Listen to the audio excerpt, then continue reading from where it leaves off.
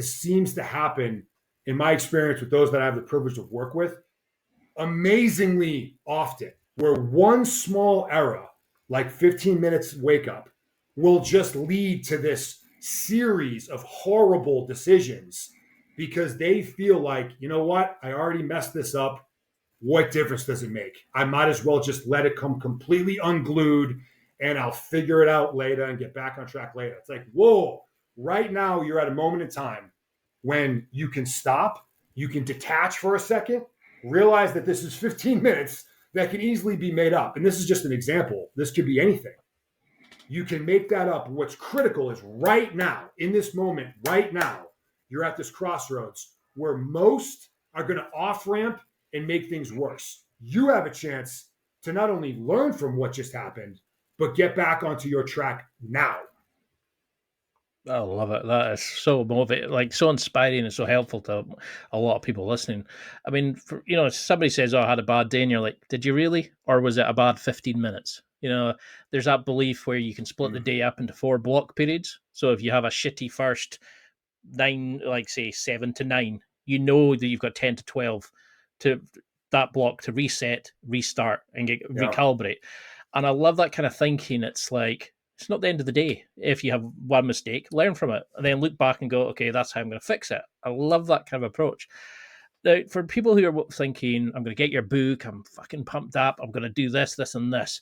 How do you explain to them to start building, because you've got your goals you write up on your whiteboard about 1% better.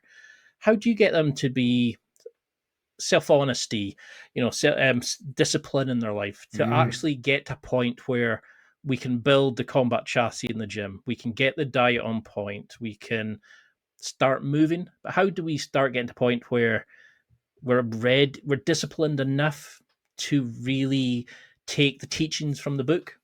Mm-hmm. You bring up another great point, Ian, and there's a lot of examples and scenarios that you can use, but there's in these different training iterations that we run a lot of the kind of complex tactical training scenarios, many of which are based specifically on for leadership and for leaders. And there's one where, and we'll just say the student will mess this up 99 times out of 100, but it's a phenomenal learning point. And we'll, as instructors or as leaders that are running these simulations, we'll create just absolute chaos, right? Absolute chaos all around them, almost completely impossible to fully figure out what's happening and stop making rational decisions. This is done by design. And then we'll pause everything that's happening and grab this leader who's in charge and go, okay, this is what's happening over here. This is blah, blah, blah, blah, blah. What do you need to know right now?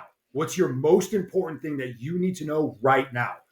And again, 99.9 out of 100, we'll just start talking about random, I need to know my assets. I need to know my resources. I need to know how big of an enemy is moving on my right flank, mostly tactical type issues and information that they want to be able to get to start deliberating what's happening.